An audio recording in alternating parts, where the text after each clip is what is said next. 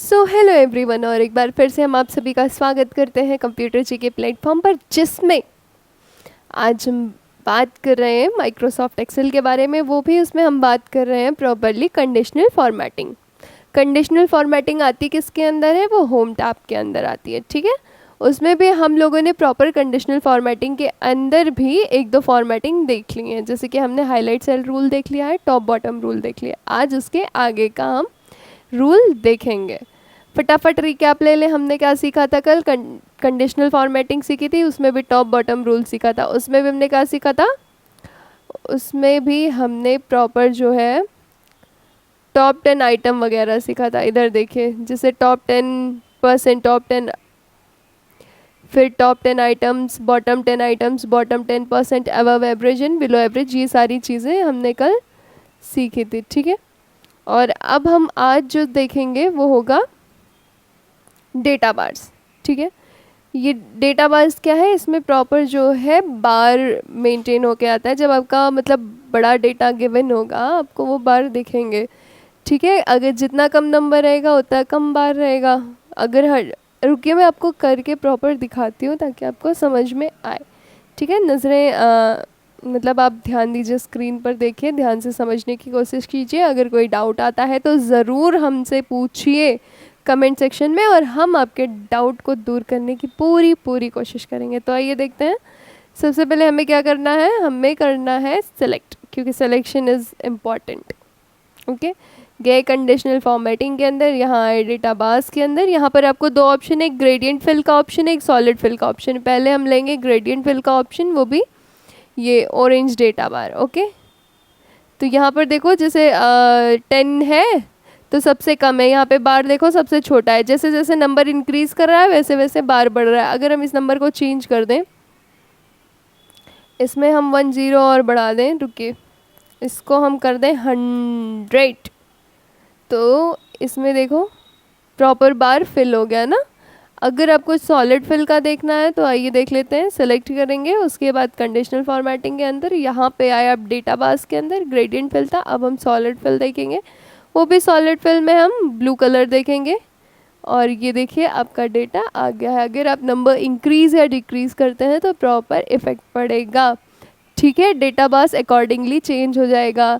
अगर आपको लार्ज सम का डेटा गिवन होगा तो बहुत इजी हो जाएगा कि जो है आप सबसे ज़्यादा क्या कौन सा परसेंट है, तो उसके अकॉर्डिंग बार्स बन के कलर में आ जाएगा, तो आपको पहचानने में भी आसानी होगी। तो चलिए आगे देखते हैं।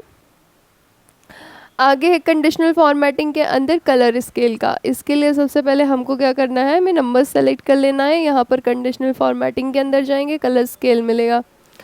फिर यहाँ से भी आप कोई भी कलर स्केल आप चूज़ कर लेंगे, जैसे कि हम ये वाला स्केल चूज़ किए, ठीक है।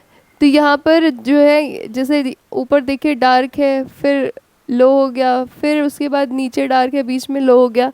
तो अगर चलिए नंबर चेंज कर दें यहाँ का, जैसे नंबर ज़्यादा कर देते हैं उसका, हम कर देते हैं 90, तो यहाँ का जो है वो डार्क हो जाएगा, ओके। फिर 60 कम हो गया या कम, मतलब डेटा बार्स में क्या प्रॉब्लम है मालूम है आपको? डेटा बार्स में नहीं, आई थिंक कलर स्केल है ये, सॉरी, यस, हम कलर स्केल कर रहे थे। कलर स्केल में क्या होता है मालूम?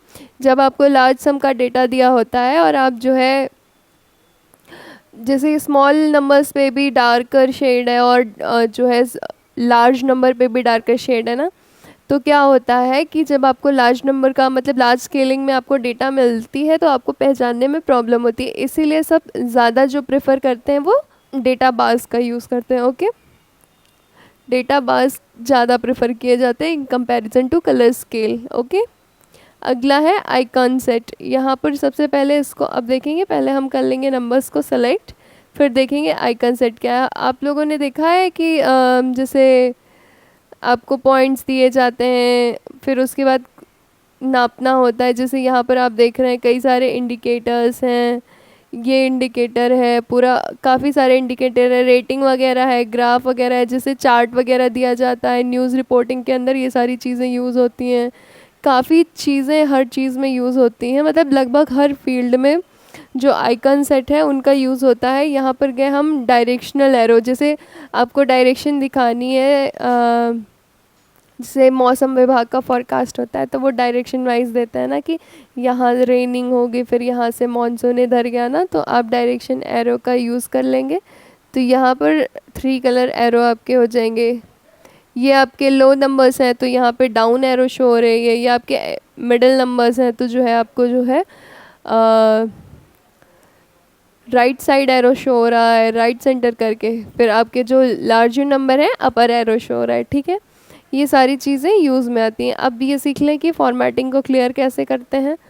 आइए, ये लगभग हर लेक्चर में बताया है, पर फिर भी एक बार और समझने की कोशिश कीजिए। आपको कंडीशनल फॉर्मेटिंग के अंदर जाना है।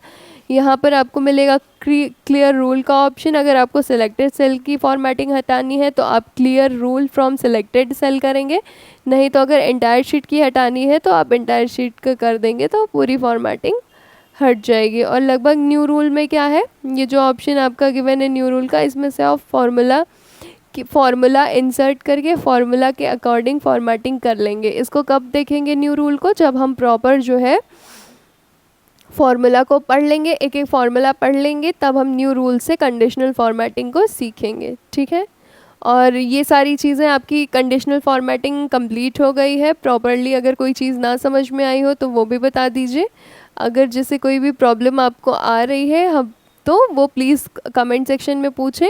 और अगर आपको नोट्स चाहिए तो आप जो है, आपको स्क्रीन पर एक व्हाट्सएप नंबर फ्लैश हो रहा होगा, आप उस पर टेक्स्ट या कॉल करके केवल और केवल 49 रुपीज़ में माइक्रोसॉफ्ट एक्सेल की अच्छी खासी नोट्स हमसे ले सकते हैं, ठीक है। आगे हमने देखा था, इसके पहले ही हमने सेल स्टाइल देख लिया था। इसका मतलब क्या होता है, सेल को स्टाइल करना। अगला ऑप्शन आपका है फॉर्मेट एज टेबल, ठीक है। इसको हम अगले लेक्चर में देखेंगे प्रॉपरली। इस फॉर्मेट एज टेबल को हम कवर करेंगे, ठीक है। आज की वीडियो में बस इतना ही। Thank you very much. Have a nice day.